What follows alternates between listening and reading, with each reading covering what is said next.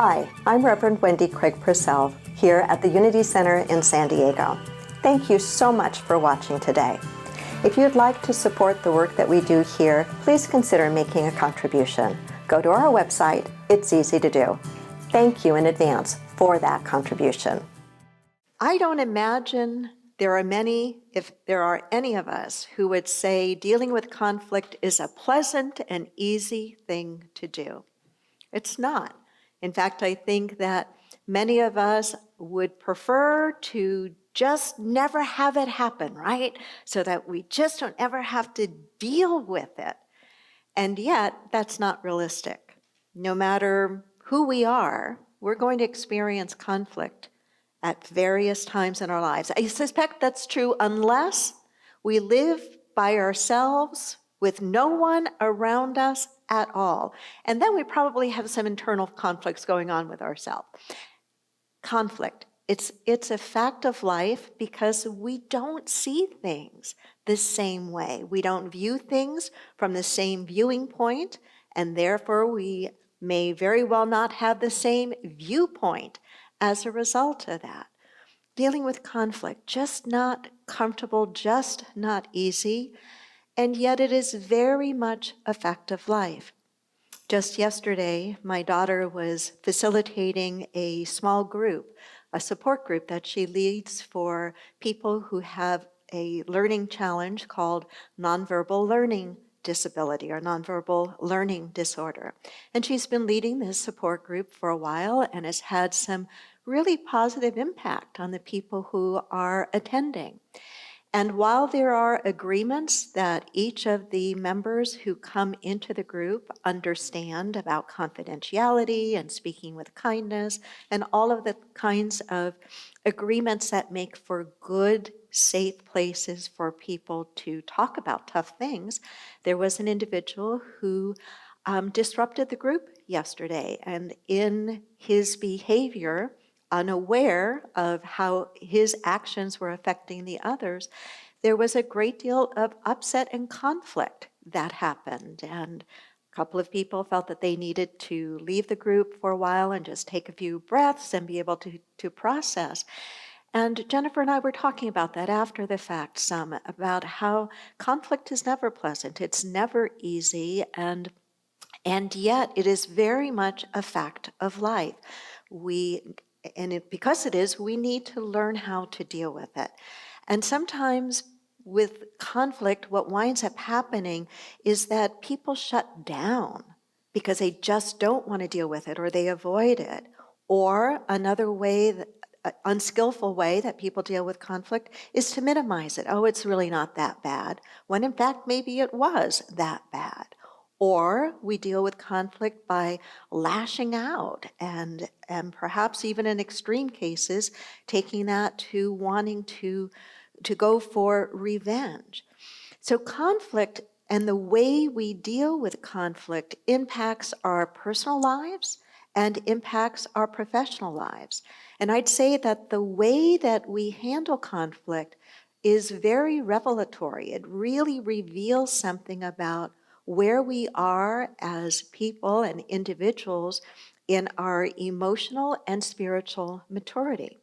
I was thinking more about the importance of dealing with conflict and was thinking about, well, what are some of the factors that get in our way of our ability to be more successful in dealing with this very real phenomenon that's going to happen to and around even the kindest and best of people? And here are three things that I think get in the way of our ability to deal successfully with conflict. Number one, we don't know how. We simply don't know how to do it. We lack the skill. We lack the ability. When one of our members saw the email that came out and gave this week's title, she responded to us and said, maybe Wendy would mention that there's a whole organization called the National Conflict Resolution Center that actually offers some free programs, some free educational resources to help people become more skillful in dealing with conflict. So one of the factors that keeps us from doing it successfully is simply we don't know how. And the truth of the matter may be that some of us grew up in environments where we learned all the things that don't work. And we saw and experienced all the things that don't work, but never really got to see how conflict is handled. And it's not handled by sweeping it under the rug. It's handled in ways I'm going to talk to you about in just a moment. So we don't know how, and so we lack the skill. Another factor is sometimes I think we'd rather not bother. And here is a lack of willingness, and I think a lack of emotional maturity. Conflict is messy, whether it's personal conflict or professional conflict, or we can scale that up to national conflict, but we're going to keep it more personal today. We'd rather not bother. It's messy, and we may not have the willingness or the emotional maturity to deal with it, or we don't want to take the time. Have you ever noticed that conflict doesn't usually happen in neatly scheduled blocks of time where you can say, okay, Tuesday morning from 9 to 10 is a time that I will deal with conflict? It doesn't happen like that, does it? It just kind of erupts, and then we're left with the, what do I do now? And how do I handle this best?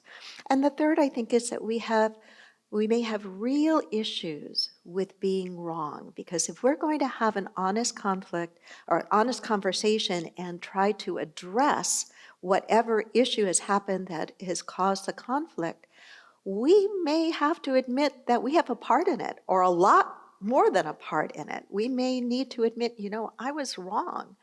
And some people have real challenges with their ego and find it really, really hard to admit they're part of something, or to say, you know what, I mishandled that, or I was wrong here. I made a big mistake and I'm sorry.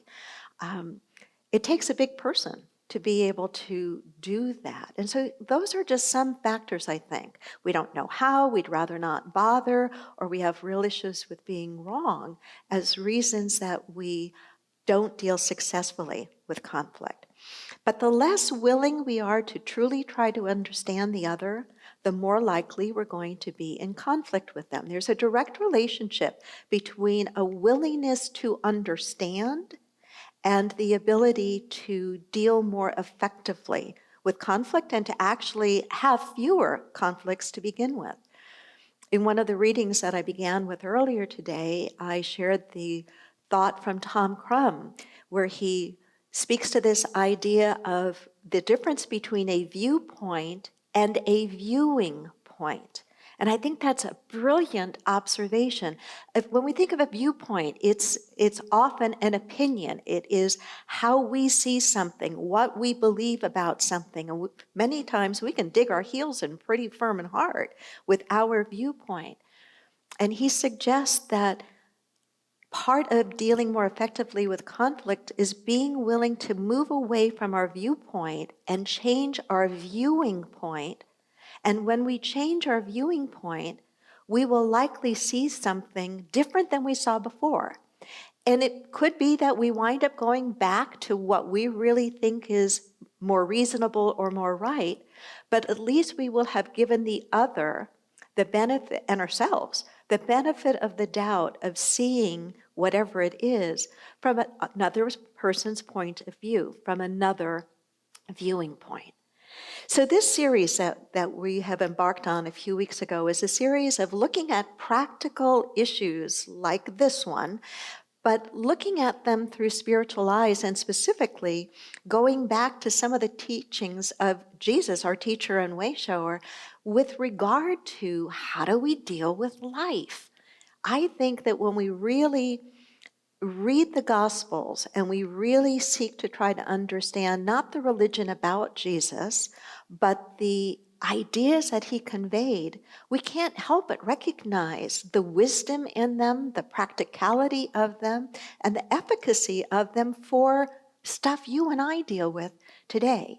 So here are some things that I know have been attributed at least to Jesus, recorded supposedly in the Gospels as his words, of ideas that can help us deal with conflict. So the first, I would summarize his words, which I'll share in a moment. I would summarize them as saying, number one, we've got to keep it clean and go direct. So if you're taking notes, write down, keep it clean and go direct. Keep it clean and go direct. In Matthew 5:23, it's recorded that he said this, "Therefore, if you are offering your gift at the altar, and there remember that your brother has something against you, leave your gift there in front of the altar. First, go and be reconciled to your brother. Then come and offer your gift." So picture this. He's talking to a group of very religious people, and he's saying to them, if you are in the temple, if you're in the synagogue, ready to present your gift, your offering at the altar, and there remember that your brother has something against you, stop what you're doing. And this was an obligation, what they were doing, but he's saying, stop what you're doing. Stop that and go deal with the other. He's speaking of the importance that keeping those relationships clear and clean by going direct and dealing with it is even more important than fulfilling the Mosaic religious law of obligation that you've been told. Some of us, I think, would agree that depending upon what it would take to go deal directly with our brother, we'd rather give our gift at the altar. That's an easier thing to do in many ways, isn't it, than to really deal with the nitty-gritty of the ick, and I love that word, the ick that happens in our relationships. But what do we do instead? Oftentimes what we do instead is we don't go direct, we go sideways. That can look like the conversation that happens after the meeting, the real meeting that happens after the meeting at the water cooler or the coffee machine or out in the parking lot. We don't go direct, we go sideways. That's called triangulation. We talk about it, whatever it is, a conflict we have with another, instead of going directly to that person and saying, I misunderstood what you said, or I'm really offended by what you said, or the comment you made me feel like you don't value me or my whole race, whatever the thing may be. Instead of going direct, we go vent to somebody else, and sometimes doing that in such a way that we somehow hope that person would go back to the other and do the dirty work for us, or do the tough conversation for us. But Jesus is telling us very clearly, when you know that there's something going on between you and another, stop what you're doing, recognize the importance of going directly to that person and doing your very best to clean it up. You may not be successful.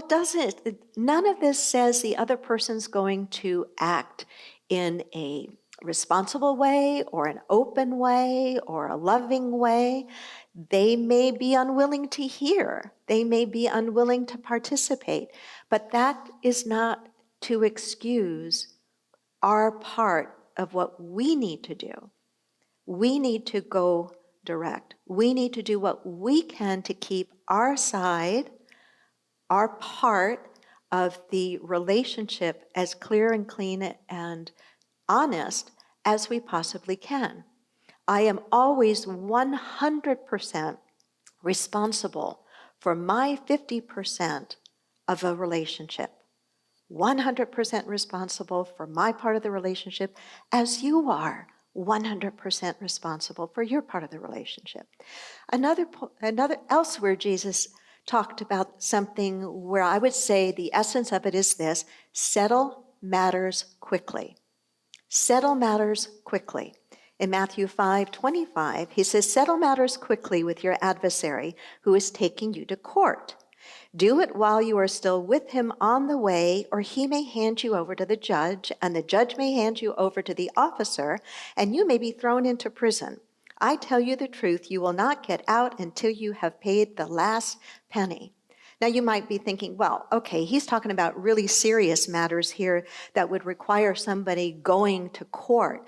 My conflicts that I have in my work life or my personal life aren't really that big. So this thing that Jesus is talking about doesn't really apply to me, but it does. I was reminded of one of the Bible scholars I had the privilege of learning from in seminary. His name was George Lamsa. He was fluent in the Aramaic language, the language that Jesus spoke. He was a Middle Easterner himself, and he read and understood and interpreted the Bible from a cultural point of view, sharing some of the context with which, when Jesus said things like this, the people who he was speaking to would have understood it in ways that are different than you and I understand it if we don't have the context. So I want to read some of the context to you. This is from a book called Gospel Light by George Lamsa. He says, in olden times, prophets and men of God were the arbiters, peacemakers, and judges who looked after political and spiritual welfare of the people. Even today, in many countries of the East, the disputants journey for 2, 3, or more days in search of justice. In many instances, the parties concerned travel together, stop at the same inn, eat and converse during the journey. They have fought or perhaps wounded each other, but on the long journey to the place of justice, they have to be friendly. They might meet bandits on the road who could rob and kill them. They have to protect and fight for each other. Often on the weary and tiresome journey, their troubles and differences are forgotten. Friendly conversations take the place of hatred. Gracious words are spoken instead of cursing. He's writing specifically about the context of this passage that Jesus was giving. He goes on to write, thus, while on the road to the judge, men who have been enemies for months suddenly become friends. They talk over their differences and suggest remedies. If, however, neither of the two men on such a journey was willing to yield a point, both would have to face the judge and experience many discomforts. Oriental judges generally have few cases during the year, and as their support is derived from complainants, they are like spiders patiently waiting for victims to fall in their web. A trifling affair, here's where it gets more personal and real. A trifling affair is made into a big case requiring months and years to settle. In the East, justice is often executed not according to guilt, but by wealth. This is sounding very familiar for today, isn't it? If both the disputants are poor, the case is promptly dismissed with a few rebukes, but if they happen to have money or other wealth, the case may never be settled until the last cent is gone and the property is sold. So when Jesus is saying this point to his followers, his students, to settle matters quickly with your adversary, he's saying, if you don't deal with it and you just let it go on, it's going to get worse and worse and worse. I know some of us, maybe in my generation and even a little older, many of us were brought up in a culture that said conflict is to be avoided, and we just don't talk about things that are difficult. We don't really deal directly with conflict. We just kind of make nice. We sweep it under the rug. That is so unhealthy. It is so incomplete. It never deals with the real issue, and I'm sure you know this to be true, as I do. When we don't deal with issues, they just become worse. Like a wound that is not cleaned and tended to, it becomes infected and it becomes painful, and it takes longer to heal the longer we avoid dealing with it. So he tells us the way to deal with conflict is to settle matters quickly. Settle matters quickly. A third suggestion he gives has to do with this idea of do speak your piece, do share your ideas, but don't force your way. In Mark 6:11, he says, and if anyone will not welcome you or listen to you, shake the dust off your feet when you leave. These were instructions that he was giving to his disciples, his followers, when he sent them out 2 by 2, not alone, 2 by 2 so they could support each other. He sent them out to share his teaching, his ideas of consciousness, his ideas of spiritual practice, if you will. And he says, go out and share. But if you're not welcomed, if if they don't get you, if they don't agree with you, if they have a very different viewing point than you do, don't dig your feet in. Don't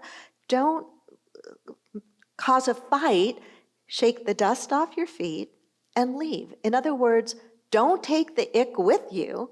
Do what you can do, what you in your heart and soul and spirit feel is right and is helpful, but then leave.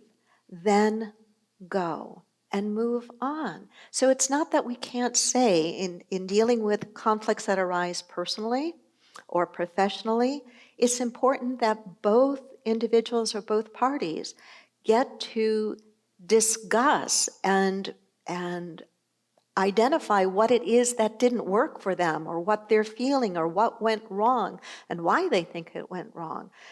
To listen respectfully. Can you imagine the kind of world we would be co-creating if we agreed to do these things? Can you imagine the family dynamics that we would create?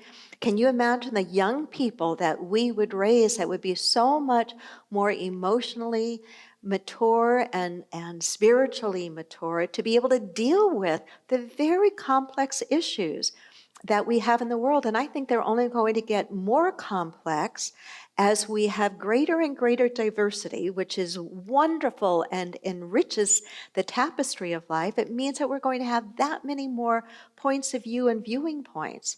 So our mental elasticity, our mental malleability to stretch and to see things from different points of view and be willing to be influenced by those different points of view will help us to create healthier families, more functioning communities, and a safer and more pleasant world for all of us. And the last I would say is in this idea of dealing with conflict, Jesus, not so much in, well, I guess in words, but certainly an example, stood for giving people the benefit of the doubt and a second chance. And a second chance. Think of the message that I shared with you last week. One of the stories I shared was about the woman caught in adultery, and the scribes and Pharisees wanted to trick Jesus with the Mosaic law, saying, you know what the law of Moses says, that a woman caught in adultery is to be publicly stoned to death. They challenge him, try to trick him. What do you say, Jesus? And eventually when he does respond, he says, let you who are without sin cast the first stone. And then it gets very quiet. Everybody leaves, and it's just Jesus and the woman. And in his parting conversation with her, one of the things he says to her is, go and sin no more. And sin doesn't mean what many of us think it means. It comes from an archery term that means to miss the mark. And so he was saying to her, in essence, your behaviors, your actions, you've missed the mark on some things that probably will cause you greater pain in your life. Can you go forward from this point and aim a little bit better? Can you go forward from this point and not repeat those mistakes? And he says, and neither do I condemn thee, when he sends her off. Nobody condemned her, and he says to her, neither do I condemn thee. Go. And so he was giving her a second chance. In our families, I think it's important that we do that with each other. In our communities, to give people a second chance, give them the opportunity to show up better. There is a story out of a tribe in South Africa, the Bimba tribe in South Africa, that has a practice that we could learn from about this idea of giving people a second chance. When a member of that tribe commits an offense or acts irresponsibly or unjustly, the member is brought back to the community and is placed in the center of the community. And the community members gather around that individual that has acted in an irresponsible or unseemly or unjust way. And do you know what they do? They don't criticize that person. Every single one of them starts speaking to that person and reminding that person of all the good things they have ever done in their life. And because it's a very communal environment and the relationships are very close, it's easy for the community members to speak to and to remind this individual who's just done something wrong that that's not all of who they are. They remind that person of all the good things that they have done. And when they have finally exhausted their list and their memories are emptied of all the good things that that person has done, then they have a celebration. Can you imagine if we could even move slightly in that direction? Our daughter had the privilege of studying abroad in Norway in one of her last years of college. And she studied some of the sociology and some of the cultures of Norway while she was there. And she has told us so many stories that she learned about just how their criminal justice system works, for example. And it reminds me a little bit of the story that I just shared with you, and very much of Jesus' practice of give people a second chance. Could we make a commitment, instead of reminding people of their faults and mistakes and shortcomings, could we work a little bit harder to remember and remind one another of all the good things about one another? Namaste.